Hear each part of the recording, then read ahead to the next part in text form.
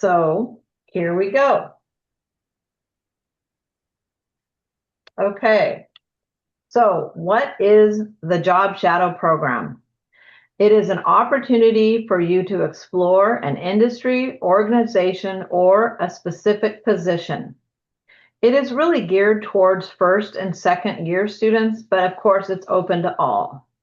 And it can be done in person, a half day or full day, or virtually. And that usually ends up being about an hour. It's educational and realistic. It can be an observation of a person's daily work, and it's a way to network with alumni and make company contacts. The program timeline, just to go over it with you, is, the first thing we do is we find hosts for the Job Shadow program. Back in December, we start with that. Then we open it up to the student applications in March, and we close that in May. And then we spend time and we do a matching and notifications so we match you with your Job Shadow host, and then we notify you. And then right now what we're at is the orientation. And we will go ahead and have a host orientation as well, just so that you know. And then the Job Shadows begin in June. So I'll just go over some of this. Why does this Job Shadow matter? And these are some quotes from students. I found the Job Shadow experience that was facilitated by OSU's Career Development Center to be incredibly valuable. Not only did it allow me to explore what it would be like to work in a particular industry, but even more specifically, how I might fit in that specific company. Through my Job Shadow, I was able to reflect on what kind of environment I am most likely to succeed in. And this helped inform my job application process now that I am graduating. I personally found the company I job shadowed at to be a place that I could see myself being successful at, and am now in the process of interviewing for a position there.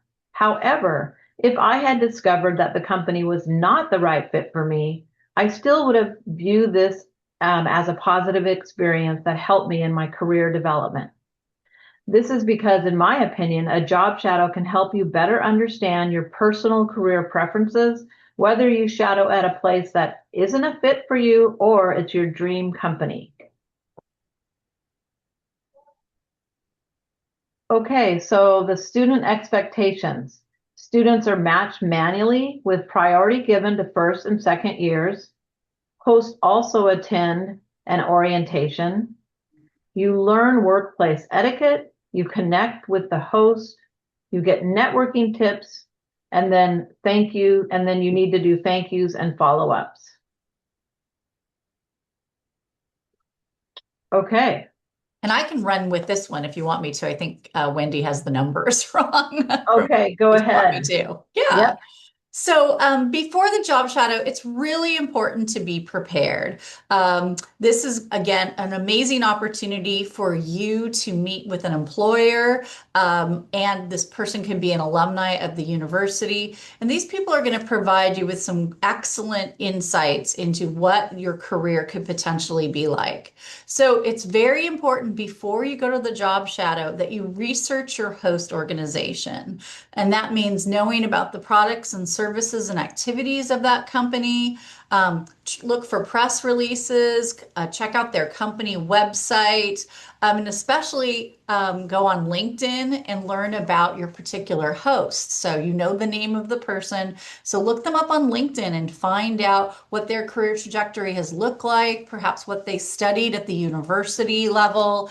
What are they interested in as far as their career goes? This is a very important thing to do.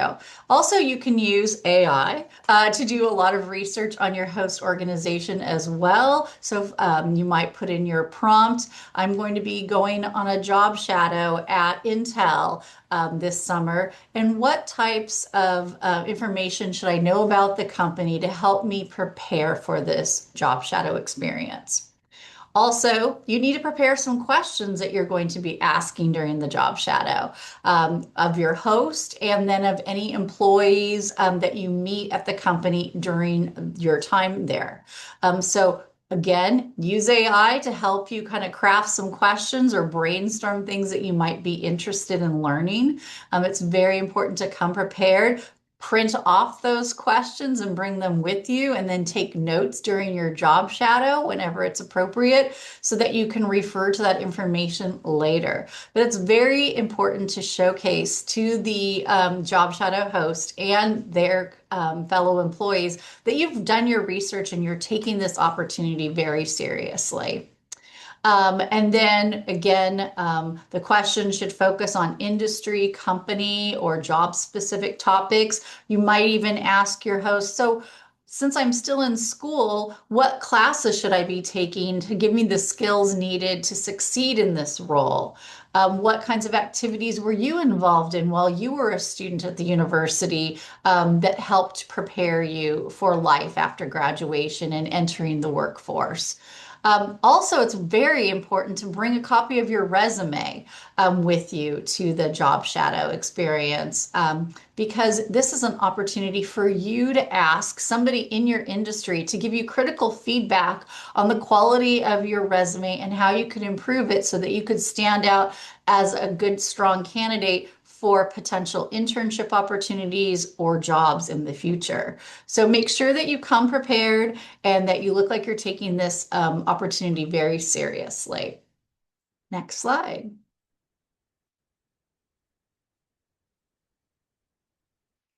All right, so next it's important that you reach out to your host. So we ask that you reach out to your host no later than June 5th. So you want to craft a nice email. This is an example of one. Again, if you're unsure of what to include in the email, again, you can use the wonderful world of AI to help you draft an email and see what types of information you should include in that email. And then again, use your own word and your own voice to create a more personalized email to your host. But again, you want to include your year in school and what you're majoring in, and that you're excited about the opportunity to participate in this job shadow, and that you thank them for volunteering their time to be a host. And some of the things that you're looking forward to learning about them and their company. You might want to provide some information about your availability and that you look forward to hearing from them soon so that you can coordinate your time with them as soon as possible so that you can get it on both of your calendars. Next slide. So some of you might be doing a virtual job shadow, and this is more like a virtual information interview. So your time with this employer could be from 45 minutes to 60 minutes and perhaps longer depending on the availability of your job shadow host. So these are for those of you that are only doing a virtual job shadow. Again, you want to work with your job shadow host to determine the best day and time and the format that would work best for you. Some companies have different platforms than others. Some might be using Zoom or Teams or WebEx or Google Meet. So there's a variety of different platforms that they'll be using. So you want to make sure that you coordinate which platform you're going to be using. Next slide. All right, so during the virtual job shadow, for those of you that are doing sort of like an informational interview virtually, make sure you check your tech beforehand. Make sure you can log into whatever system you two have agreed upon utilizing for your virtual discussion. Make sure that your lighting is good and your sound is good, and you need to have a camera that works because it's important that they see your face and that you can have good facial expressions that are a really critical part of the communication that you're going to be having with them. So make sure you have a camera. If you don't have one on your particular computer, make sure that you borrow one from a friend or check out one from the OSU library. And then also check your background. I'm always amazed when I'm working with people on Zoom sometimes that their background can be very distracting. They have like dirty laundry in the background and all sorts of things. So make sure the background looks good, or blur your background, or add a background like those of us on this panel have right now. So check that background and make sure that it's acceptable. Make sure that you have your notes ready and your questions ready that you're going to be asking your Job Shadow host. Again, use AI to help you like kind of do some brainstorming on what some good questions might be. Make sure you've already checked out their LinkedIn profile and know a little bit about them. And then use your questions just to guide the conversation. Now, obviously, the conversation might go in another direction. So they're just a guide to help you. So if there's awkward pauses or so forth, that you still have an opportunity to get all of your questions answered. And at the end of your time with your Job Shadow host, ask them, is there anything that I didn't ask that you think is relevant or important for me to know about your industry or about your company? And then, as always, be very gracious to your hosts and thank them for their time and expertise because they are taking an important part of their day out just for you. And what I love about our Job Shadow hosts is they're all participating in this because they love Oregon State University and they want to be supportive of our students. So they're there for you and they want to be as valuable of as Job Shadow hosts as they can be. So again, thank them so much for their time so that they'll want to do this again in the future and want to stay connected with you after the Job Shadow and provide you with any additional career insights that you might need throughout your time here at OSU and beyond. Next slide. So those of you that are doing an in-person Job Shadow, it's really important to know how you're going to get there and make sure that you anticipate, traffic issues.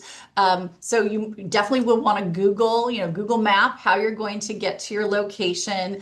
Also, this is a great opportunity to ask your Job Shadow host, when I get there, where shall I be parking? Do I need a parking pass?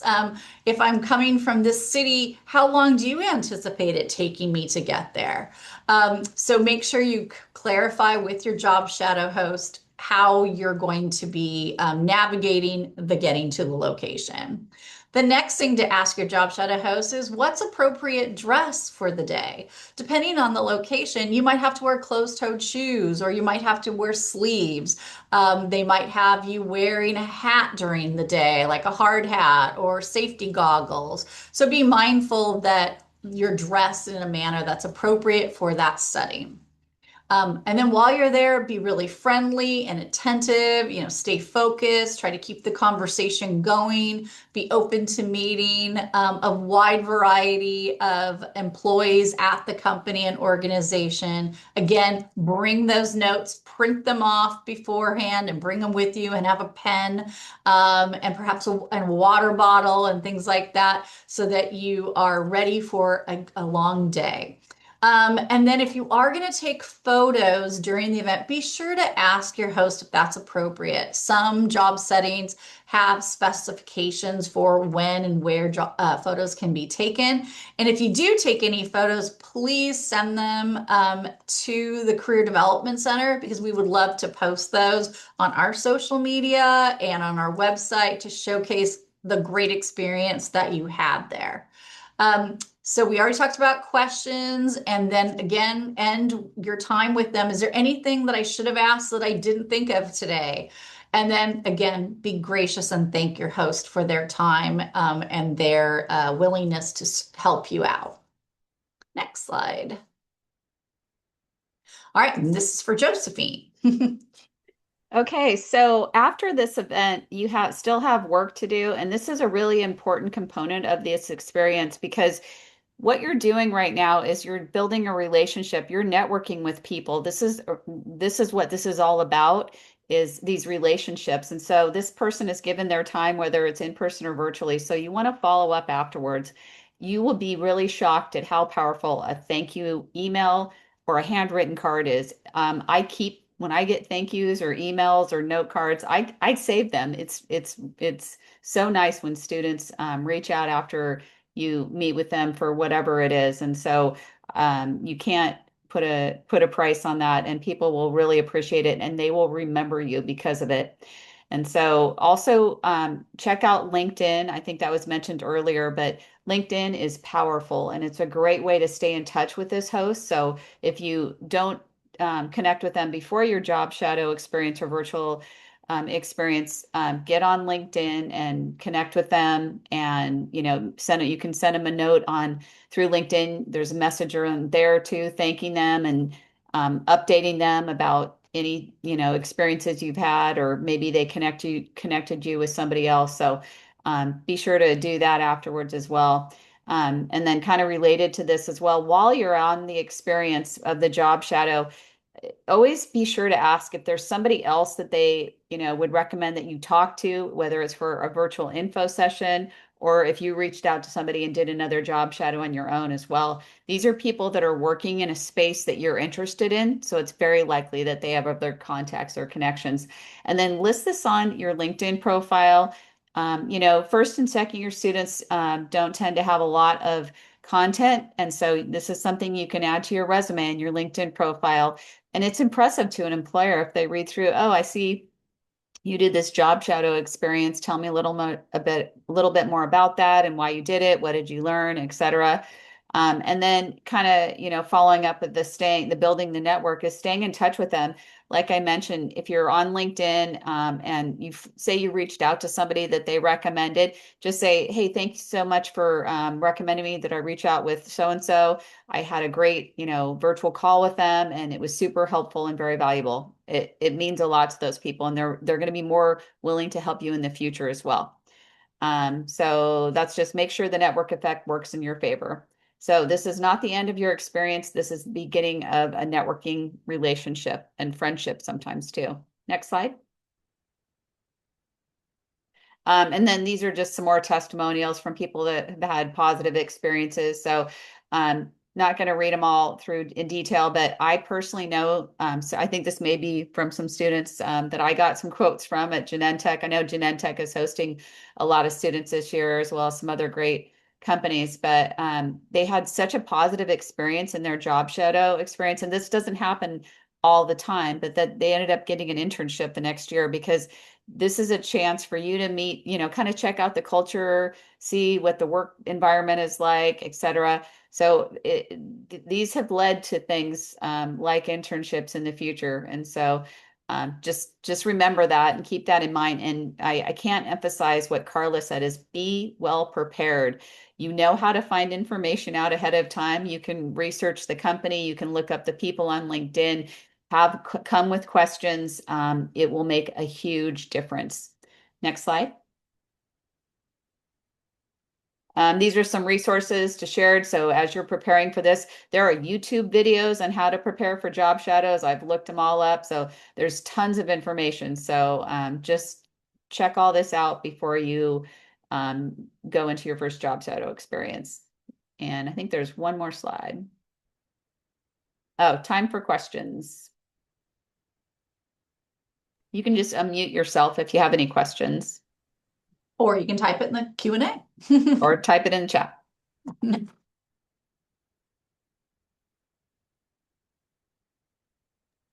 And we will be sending these slides and the recording to all of you as well. One thing I was going to add, when Carla was talking about, finding out where the company is and the location, it reminded me of a story that I had from an intern. Oh, someone is just coming in. There was a student that had gone and done a test drive to get to the company, and it was on a Sunday. And they thought it would take 15 minutes to get to the job. But then on Monday, when they went, there was rush hour traffic in Portland, and it took them over a half an hour to get there, and they were late. So think about that when there is probably going to be rush hour traffic, especially if you're around the Portland metro area. And so take that into account.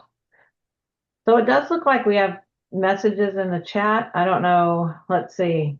And the first question is, will it be important to have a fully updated LinkedIn for the job shadow? And no, no one, I mean, even as an adult, my LinkedIn profile is constant flux and changing. So yours does not have to be a fully updated LinkedIn, but take a few minutes to look at your LinkedIn profile and make sure that you have a photo and that you have at least something on the LinkedIn profile. So when that person accepts your LinkedIn request later, they'll have a reason to go, oh yeah, that's an Oregon State University student. I'm always amazed at how many OSU students don't identify that they're an Oregon State University student on their LinkedIn profile. So that's number one, to make sure you've done that.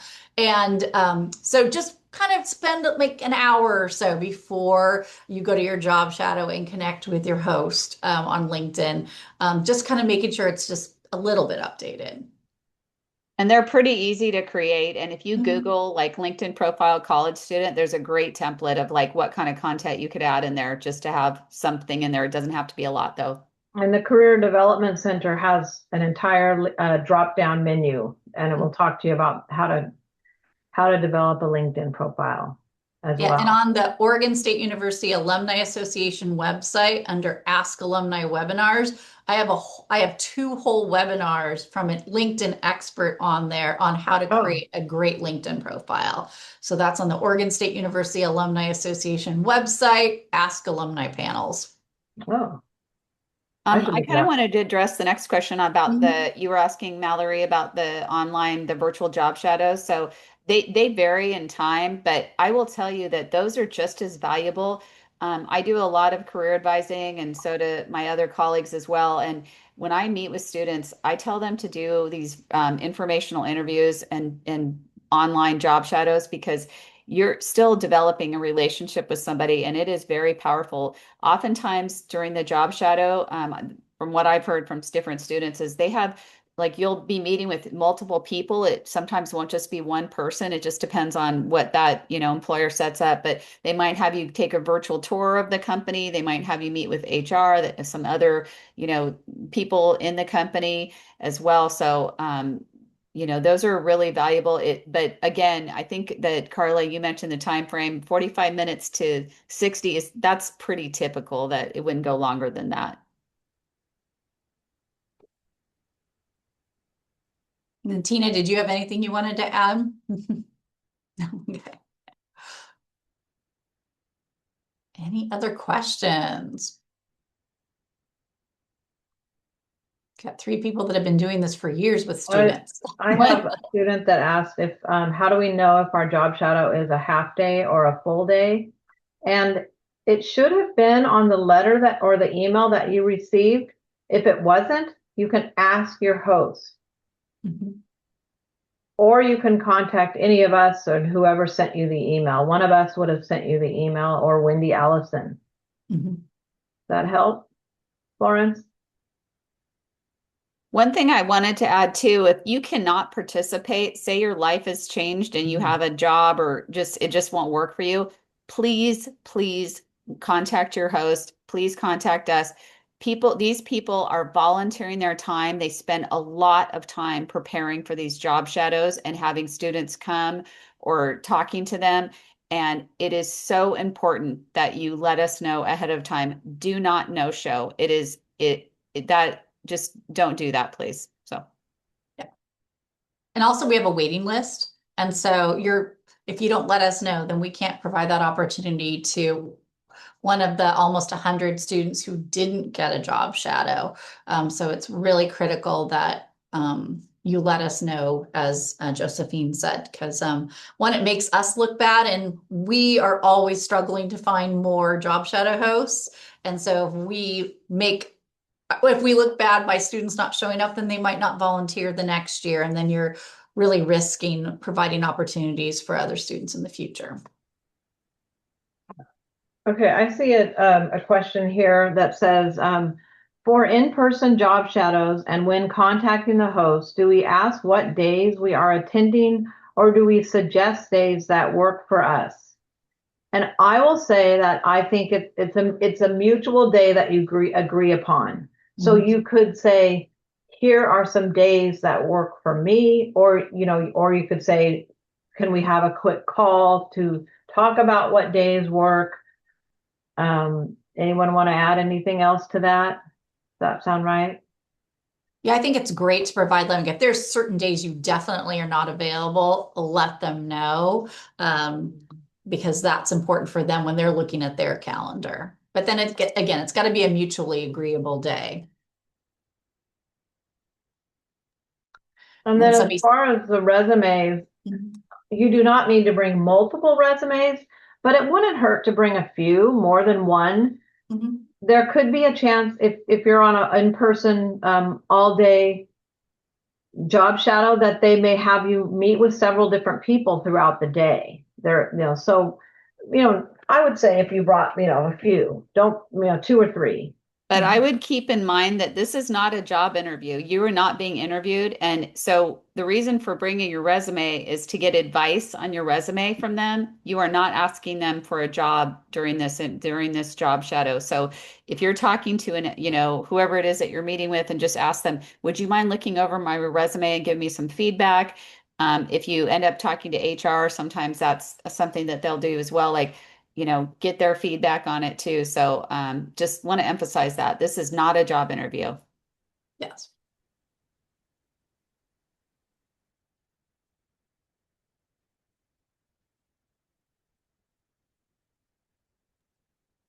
Any other questions? I'm going to go ahead and stop the recording now.